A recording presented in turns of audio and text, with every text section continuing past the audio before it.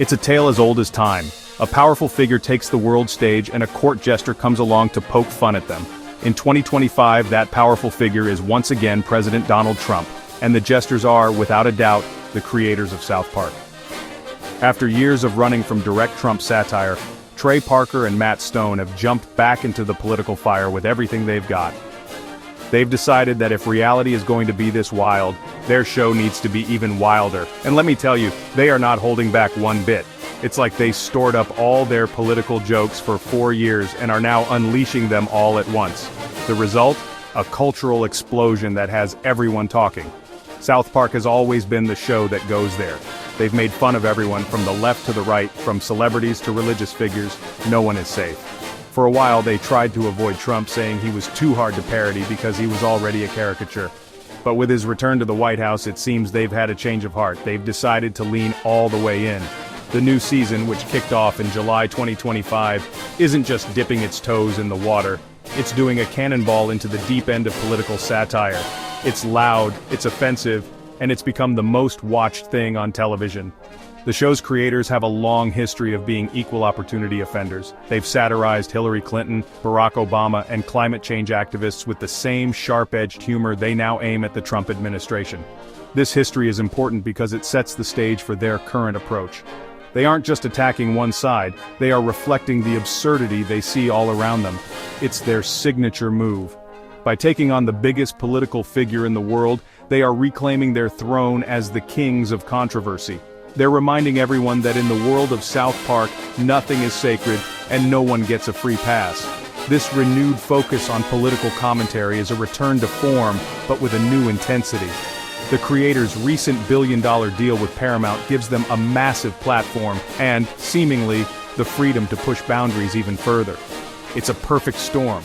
You have a highly controversial administration, 2 creators with a history of fearless satire, and a media company willing to back their play. This combination has supercharged the show, transforming it from a long-running animated comedy into a central piece of the current political conversation. It's become a must-watch, not just for laughs, but to see how comedy is processing the world we live in. When South Park decided to go after the Trump administration, they didn't just throw a few jabs. They launched an all-out comedic assault, and no one in the cabinet has been spared. The show's portrayal of President Trump has been particularly shocking. They've depicted him making a deal with Satan and even suing the town of South Park itself for making fun of him. In one of the most talked-about scenes, they used a real photo of Trump's head on an animated body, walking naked through a desert. It's the kind of bold, in-your-face humor that leaves you speechless. And it's exactly what has made these new episodes legendary. But the show's creators didn't stop at the top. They've taken aim at key members of Trump's team with surgical precision. Take Kristi Noem, the Secretary of Homeland Security. Referencing her past admission of shooting a family dog, the show portrayed her character as trigger-happy, repeatedly shooting dogs in absurd situations. In one scene, she raids a taping of a Dora the Explorer show and shoots a service animal. An even more extreme alternate ending was posted online, showing her on a rampage in a pet store. It's dark, it's controversial, and it's a direct hit based on a real-life headline, which is what makes the satire so sharp. Vice President J.D. Vance also got the South Park treatment. In a parody of the classic TV show Fantasy Island, he was shown as a tiny, subservient character who caters to Trump's every whim.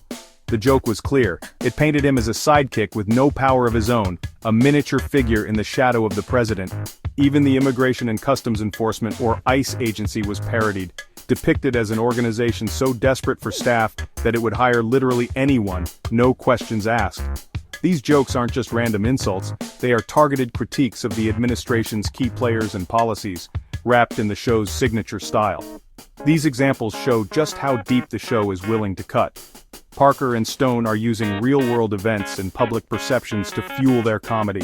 They read the news, see a politician's controversial statement or action, and then amplify it to the most ridiculous extreme. This method is incredibly effective because it grounds the absurdity in a kernel of truth. The audience laughs not just because it's funny, but because it feels strangely familiar. The show is holding up a distorted mirror to our political reality, and the reflection is both hilarious and unsettling. So how has the Trump administration responded to being the main punchline? Not with laughter, that's for sure. The White House has been quick to dismiss the show. A spokesperson called it irrelevant for over 20 years, and just a desperate attempt for attention. Another statement accused the left of hypocrisy for suddenly celebrating a show they often find offensive. Kristi Noem herself called the portrayal lazy and petty. But here's the funny thing. The more the administration pushes back, the more people want to watch. Every angry press release is like free advertising for South Park. It's a gift to the comedians, and the numbers don't lie. This feud has been incredible for South Park's popularity. The season 27 premiere in July 2025 shattered records, pulling in 5.9 million viewers, making it Comedy Central's highest-rated episode in decades. The next episode did even better, hitting 6.2 million viewers and capturing a massive share of the cable audience. The show's relevance, which some felt had faded during the Biden years, has come roaring back. It turns out that a direct, high-stakes conflict with the White House is exactly what the show needed to feel vital and essential again. Even the politicians' responses have become part of the comedy. When J.D. Vance was asked about his portrayal as a miniature sidekick, he simply posted on X, "Well, I finally made it." It was a clever way to deflect, but it still acknowledged he'd been hit. Meanwhile, the show's creators are masterfully playing along. At Comic-Con, they issued a sarcastic apology for their Trump episode. After a government agency reportedly used a South Park image for a recruitment post, the show's official account posted, "Wait, so we are relevant?" They are loving every second of this, turning the administration's anger into comedy gold. This dynamic has created a fascinating feedback loop. The show makes fun of the administration. The administration reacts angrily. The reaction generates news headlines, which makes more people tune in to see what all the fuss is about. This boosts the show's ratings and cultural relevance, which in turn encourages the creators to push the envelope even further. As one expert put it, it's like watching two rival TV shows fighting one another. The government has become so cartoonish, and South Park has become the primary commentator on that cartoon. It's a perfect cycle of satire and outrage. At the end of the day, this whole saga raises a bigger question. Why does a cartoon show like South Park matter so much in the world of politics? The answer is simple. Comedy is one of the most powerful tools we have for speaking truth to power. When politicians seem untouchable and the news cycle becomes overwhelming, comedians can cut through the noise. They can take complex political issues and distill them into a single powerful joke that everyone can understand. South Park does this by being fearless. They are not afraid to be offensive, and they are not afraid to be sued. This gives them a freedom that traditional news outlets just don't have. This role of the political jester is more important now than ever. In an age of extreme political polarization, it's easy to get trapped in our own bubbles. Shows like South Park, which pride themselves on making fun of everyone, can sometimes force us to look at things from a different perspective. They challenge our own beliefs and force us to ask why we're laughing.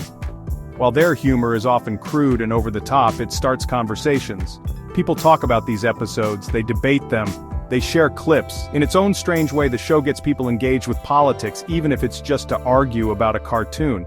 Of course, not everyone agrees. Some argue that this kind of satire just adds to the toxicity and division. They say it simplifies complex issues and makes it harder to have serious conversations, and that's a fair point. But I would argue that the goal of a show like South Park isn't to provide nuanced policy analysis. Its job is to hold up a mirror to the absurdity of our world. Its purpose is to be a pressure release valve, allowing us to laugh at things that might otherwise make us cry. It's a check on power, reminding leaders that no matter how high they rise, they can never be immune to being made fun of. Ultimately, the enduring power of shows like South Park lies in their ability to question authority. They remind us that we should never take our leaders so seriously that we lose our ability to laugh at them. In a healthy democracy, no one should be above ridicule. The court jester's job was never to be polite, it was to tell the king the truth when no one else would dare. In 2025, that's the role South Park is playing. They are the loud, profane, and often brilliant jesters of our modern political court, and whether you love them or hate them, you can't deny that we need them.